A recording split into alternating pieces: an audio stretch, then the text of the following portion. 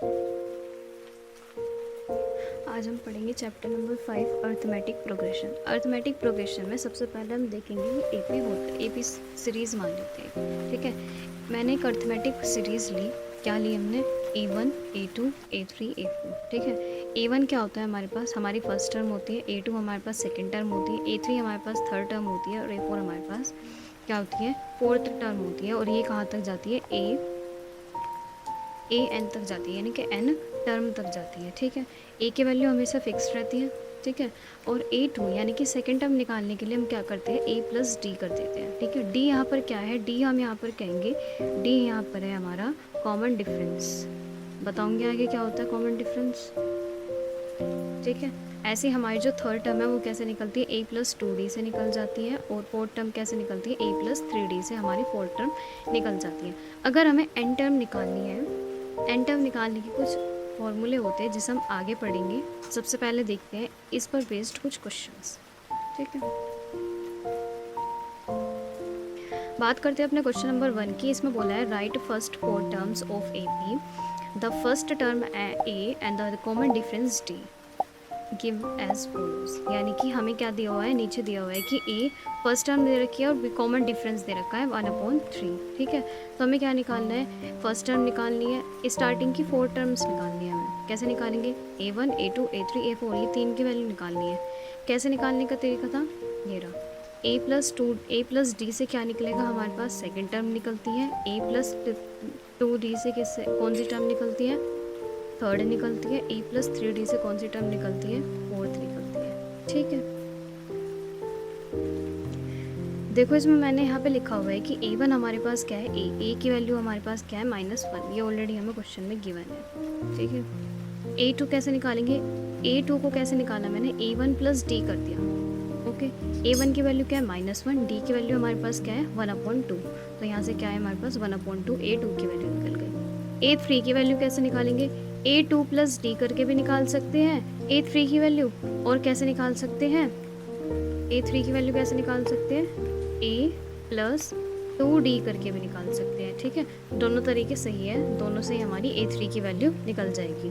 A4 की value कैसे निकालेंगे? A4 को कैसे लिख सकते हैं हम? A3 प्लस डी कर लो, या हम कह सकते हैं यहाँ पर A4 की वैल्यू निकालने के लिए A प्लस 3D कर लीजिए। ठीक है, ऐसे भी हमारी क्या निकल जाएगी? A4 की वैल्यू निकल जाएगी। इसने यही बोला था कि A1, A2, A3, A4 की वैल्यू निकालो। स्टार्टिंग की फोर टर्म्स निकालने के लिए बोला था उस AP में, वो हमने निकाल ली। अब देखते हैं अपना नेक्स्ट क्वेश्चन। इसमें बोला A की पावर 2, 5 की पावर 2, 7 की पावर 2 और 9 की पावर 2। इसमें हमें क्या निकालना है? कॉमन डिफरेंस निकालना है, चेक करना है। और इसमें ये चेक करके बताना है कि AP जो है हमारी जो अर्थमेटिक प्रोग्रेशन है, यहाँ पर ये अर्थमेटिक प्रोग्रेशन है या नहीं। सबसे पहले एक बात अपने अच्छे से याद रख कर लीजिए कि अर्थमेटिक प्रोग्रेशन में जो कॉमन डिफरेंस आता है, ठीक है, वो सेम होता है। अगर कॉमन डिफरेंस डिफरेंट आ रहा है तो हम यहाँ पर बोलेंगे कि वो AP नहीं है। ठीक है, ऐसे ही यहाँ पर निकालेंगे। यहाँ पे क्या लिखा हुआ है? A की पावर 2 और 5 की पावर 2। जब हम 5 की पावर 2 में से 3 की पावर 2 माइनस करेंगे तो यहाँ से हमें क्या निकल जाता है? 16 मिलता है। लेकिन अब हम देखेंगे क्या कि अगर हम 7 की पावर 2 में से माइनस करें 5 की पावर 2, क्या आ जाता है? 49 माइनस 25 हो जाता है। क्या करके माइनस करके क्या आ जाएगा? यहाँ से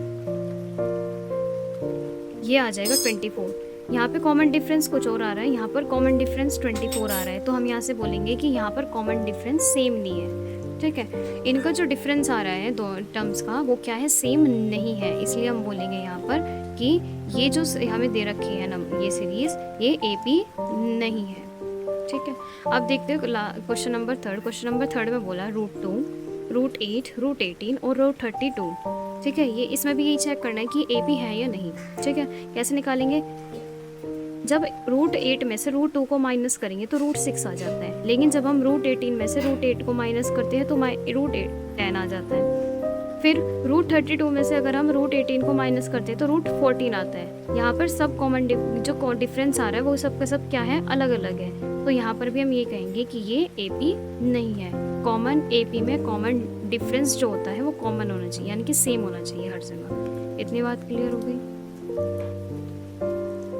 अब देखते हैं अपने नेक्स्ट टॉपिक में बोला कि enter move an A P with first term A and common difference T. अब हम क्या निकालेंगे, किसी भी अर्थमेटिक प्रोग्रेशन का क्या निकालेंगे हम, एन टर्म निकालेंगे, यानी कि उसकी जो nth टर्म है वो कैसे कैलकुलेट करेंगे, जब उसका जो फर्स्ट टर्म है वो a गिवन है और कॉमन डिफरेंस उनका क्या है, d है। तो उसका फॉर्मूला होता है ए एन किसके इक्वल होता है, a plus N minus T. ठीक है, ये nth टर्म निकालने का फॉर्मूला होता है। n की वैल्यू यहाँ पर कुछ भी हो सकती है। ठीक है, ये हो गया हमारे पास एक फॉर्मूला, हमारा फर्स्ट फॉर्मूला, जिसको हम यूज़ करेंगे काफ़ी क्वेश्चंस में। इस फॉर्मूले पर बेस्ड हमारे MCQs बेस्ड क्वेश्चन आते हैं बोर्ड्स के एग्जाम में। अब देखते हैं अपने नेक्स्ट फॉर्मूला ये बोला है कि last term of a finite AP। अगर हमारे पास कोई AP है, ठीक है, वो AP कहीं ना कहीं जाकर रुक रही है, इनफाइनाइट नहीं है, फाइनाइट है, तो उस AP की लास्ट टर्म हम कैसे कैलकुलेट करें। लास्ट टर्म कैलकुलेट करने का फॉर्मूला होता है L equal A plus N minus T, यानी कि लास्ट टर्म और nth टर्म दोनों का फॉर्मूला सेम ही होता है। बात आई समझ में, ये क्वेश्चन फॉर्मूला दोनों सेम है। अब देखते हैं ये वाली पॉइंट, इसमें क्या बोला कि the nth term from the end of the finite AP। अब हम क्या कर रहे हैं, सबसे पहले हमने एक AP मानी। AP हमने क्या मानी थी कि A plus T, A plus 2D, ठीक है, कहाँ तक जा रही है, L minus 2D, L minus D और L, यानी कि लास्ट टर्म क्या है इसकी, L है। ठीक है, अब हम क्या कर रहे हैं, हम ये जो फाइनाइट AP है, इस फाइनाइट AP को रिवर्स कर देते हैं। रिवर्स करने के बाद क्या होता है, L comma L minus T, L minus 2D, और कहाँ तक जा रही है ये, A plus 2D comma A plus T comma A, यहाँ तक जा रही है। ठीक है, अब हमें क्या करना है, इसने बोला कि अगर हम लास्ट से किसी भी AP की कोई टर्म निकालें, ठीक है, लास्ट से कैलकुलेट करें। अब हम स्टार्टिंग से नहीं करेंगे, लास्ट से कैलकुलेट करेंगे। तो कैसे निकालेंगे, उसका फॉर्मूला कैसे निकल जाता है, L प्लस एन माइनस 1। ठीक है, माइनस डी क्या है, लास्ट से निकाल रहे हैं, लास्ट से कैसे निकालेंगे। अब देखो यहाँ पे जब हमने इसको रिवर्स कर दिया तो L minus D minus L क्या बचेगा, कॉमन डिफरेंस क्या आएगा, माइनस डी आएगा, तो माइनस डी आ गया यहाँ पे। ठीक है, फर्स्ट टर्म क्या है इसकी, यहाँ पे L है, तो यहाँ पे L रख दिया A के प्लेस पर। और लास्ट टर्म निकालने का किसी भी AP का क्या हो जाएगा, लास्ट से nth टर्म निकालने का किसी भी AP का फॉर्मूला हो जाएगा L minus n minus 1D। अब देखते हैं अपना नेक्स्ट टॉपिक, इसमें बोला है कि मिडल टर्म फाइंड आउट करनी है हमें, किसमें, AP की। अगर हमारे पास कोई AP है, अगर उस AP की हमें क्या निकालनी है, मिडिल टर्म निकालनी है। उस मिडिल टर्म को निकालने का तरीका क्या होगा, देखो, अगर हमारे पास कोई भी AP है, ठीक है,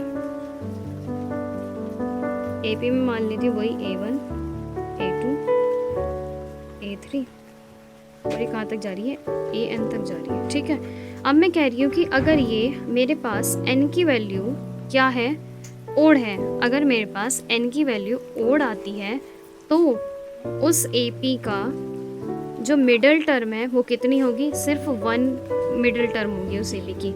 और वो भी कैसे कैलकुलेट करेंगे हम, n प्लस 1/2 की हेल्प से। ठीक है, n की वैल्यू जो भी होगी वो यहाँ पुट करेंगे, प्लस 1 करके डिवाइड कर देंगे 2 से, और tth टर्म। ठीक है, मान लो मेरे पास n की वैल्यू मेरे पास है 5। ठीक है, 5 प्लस 1 कितना हो जाएगा, 6/2 3। ठीक है, 3nth टर्म कौन सी हो जाएगी हमारे पास, A3। ठीक है, A3 हमारी क्या हो जाएगी, इसकी मिडिल टर्म हो जाएगी। ऐसे कैलकुलेट करते हैं। अब दूसरा पॉइंट, अगर हमारे पास n की वैल्यू इवन है, n की वैल्यू इवन अगर हमारे पास आ जाती है तो हम मिडिल टर्म जो होगी उस AP की वो कितनी होगी, 2 मिडिल टर्म होगी। और उसकी मिडिल टर्म कैसे कैलकुलेट करेंगे हम, n/2 tth टर्म और n/2 प्लस 1, ये है n/2 प्लस 1, ना कि n प्लस 1/2, नो, ये है n/2 प्लस 1। यहाँ से हम क्या निकाल लेंगे, इसकी 2 मिडिल टर्म कैलकुलेट कर लेंगे अगर n की वैल्यू हमारे पास क्या है, इवन है।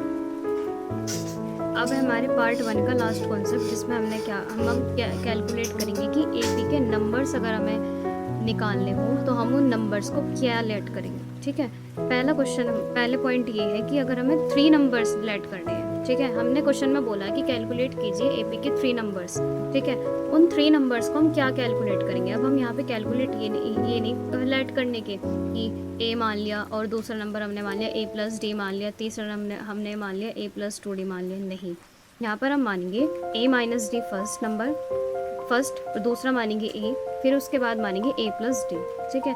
ऐसे अगर 4 नंबर्स कैलकुलेट करने के लिए बोल रहा है तो उसे लेट करेंगे ए माइनस 3d, ए माइनस डी, ए प्लस डी और ए प्लस 3d, ओके। इसके बाद फिफ्थ, अगर हमें 5 नंबर कैलकुलेट करने के लिए बोल रहा है तो यहाँ पे मानेंगे ए माइनस 2d, ए माइनस डी, ए प्लस डी और ए प्लस 2d, ठीक है।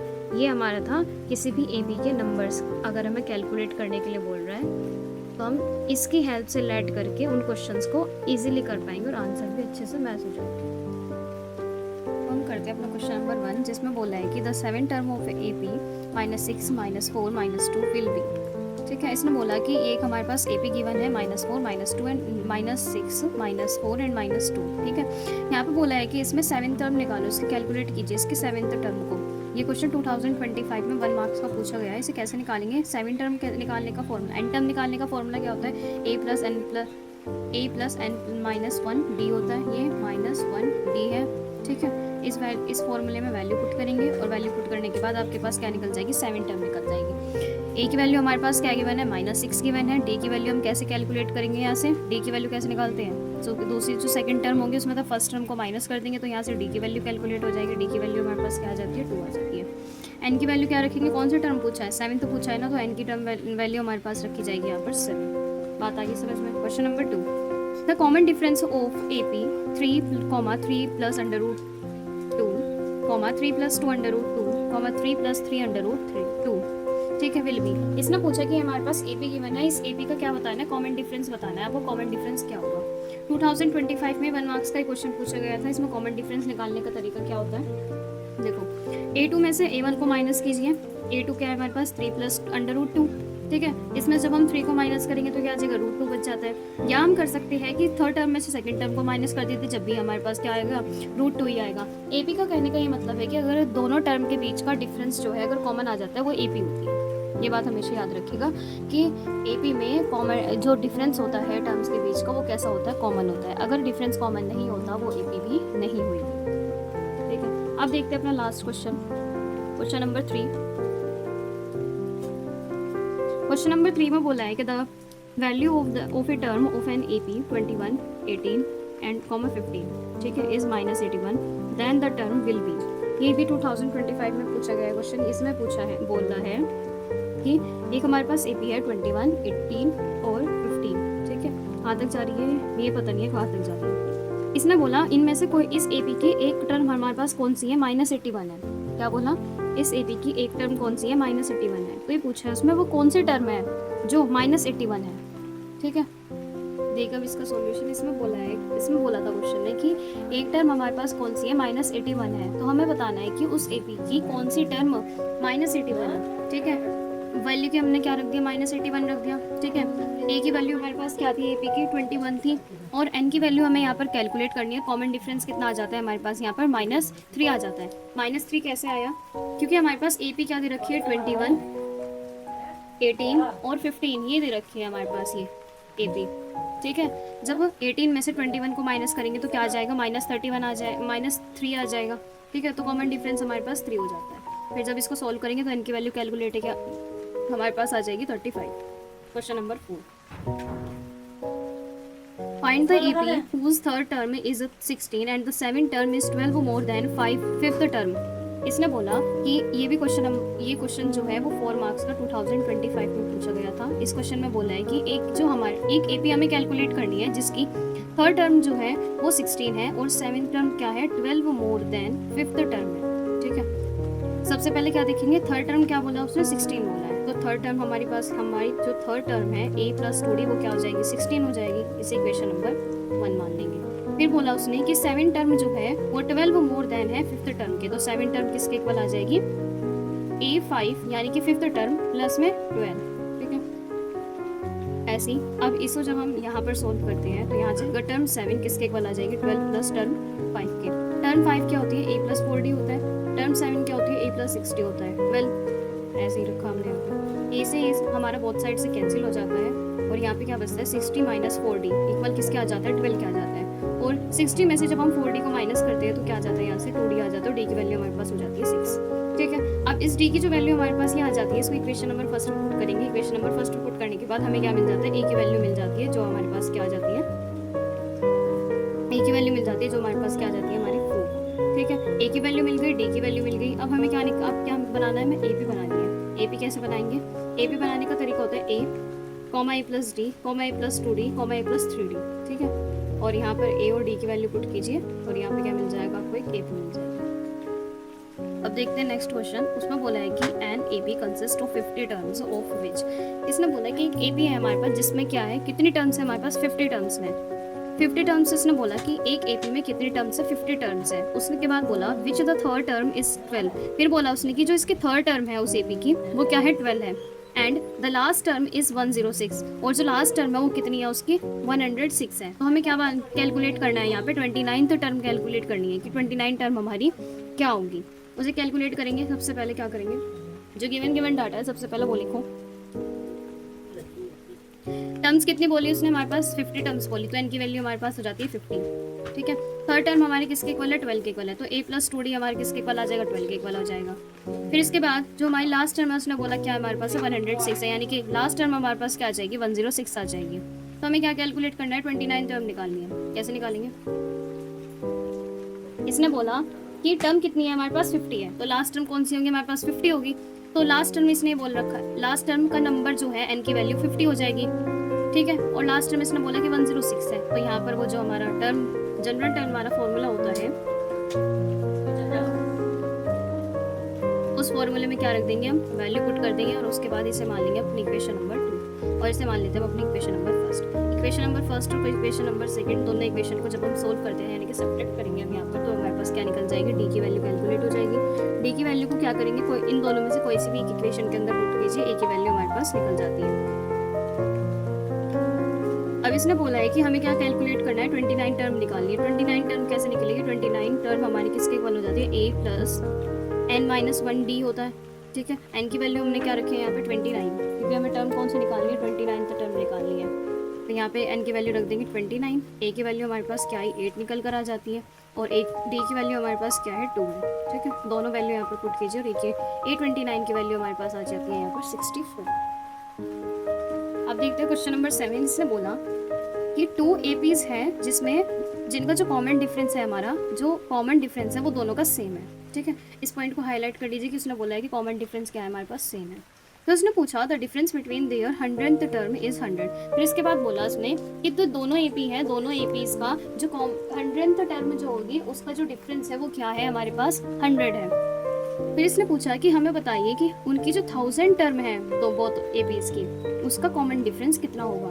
ये NCERT का क्वेश्चन है, अच्छा क्वेश्चन है। तो क्या कर लेते हैं, सबसे पहले गिवन डाटा लिख लिया। उसने बोला कि कॉमन डिफरेंस दोनों का क्या है, सेम है, तो हमने D मान लिया उसको। ठीक है, अब हम एक AP को लेट कर लेते हैं A1 और दूसरी AP जो है हमारी उसे लेट कर लेते हैं हम A2। ठीक है, A1 AP के लिए जो उसकी 100th टर्म है वो कैसे निकालेंगे हम, A1 प्लस 100 माइनस 1D होता है। ठीक है, और जो दूसरी A2 AP है उसके लिए हम क्या निकालेंगे, उसका 100 टर्म कैसे निकालेंगे, A2 प्लस 100 माइनस 1D। ठीक है, इसने बोला इन दोनों का जो डिफरेंस है वो किसके इक्वल है, 100 के इक्वल है। ठीक है, दोनों का डिफरेंस कीजिए, दोनों का डिफरेंस करने के बाद 99D से माइनस 99D कैंसिल हो जाता है और A1 माइनस A2 की वैल्यू हमारे पास आ जाती है यहाँ से 100। इसे मान लेते हैं हम अपनी क्वेश्चन नंबर फर्स्ट। फिर इसने क्वेश्चन में बोला कि 1000 टर्म निकालनी है हमें, 1000 टर्म का डिफरेंस। ठीक है, तो A1 जो हमारी AP थी उसके लिए जब हम उसकी 1000 टर्म निकालते हैं वो क्या जाती है, A1 प्लस 1000 माइनस 1D, और A2 के लिए जब हम उसकी 1000 टर्म निकालते हैं वो हो जाती है A2 प्लस 1000 माइनस 1D। इन दोनों का जो डिफरेंस है वो निकालने के बाद उन दोनों का डिफरेंस किया, उसके बाद क्या है हमारे पास ये आई। ठीक है, यहाँ क्या आया, A1 plus 999D minus A2 minus 999D, plus के 999D से माइनस के 999D कैंसिल आउट हो जाता है और A1 माइनस A2 बच जाता है। अगर हम इक्वेशन नंबर फर्स्ट से ध्यान देखते हैं कि A1 माइनस A2 की वैल्यू हमारे पास क्या है, 100 है, तो यहाँ पे भी A1 माइनस A2 की वैल्यू क्या आ जाएगी, 100 आ जाएगी। तो हम यहाँ पर लास्ट में क्या लाइन लिख सकते हैं कि 1000 टर्म का जो डिफरेंस है बोथ एपीज का वो भी क्या है 100 है। यही हमारा आंसर हो जाता है। अब देखते हैं अपना लास्ट क्वेश्चन इस टॉपिक का। इसमें बोला कि find 5 numbers in AP whose sum is 12 1/2 and ratio of first to last is 2/3। इसने बोला कि हमारे पास एक हमें क्या निकालने हैं 5 नंबर्स एपीज के कैलकुलेट करने हैं जिसमें जिनका सम क्या है 12 1/2 है, ठीक है। फिर उसके बाद इसने बोला है कि रेशियो निकालना है, उन रेशियो जो है गिवन है हमारे पास कि फर्स्ट और लास्ट डिजिट टर्म जो होगी उसका रेशियो है हमारे पास 2:3, ठीक है।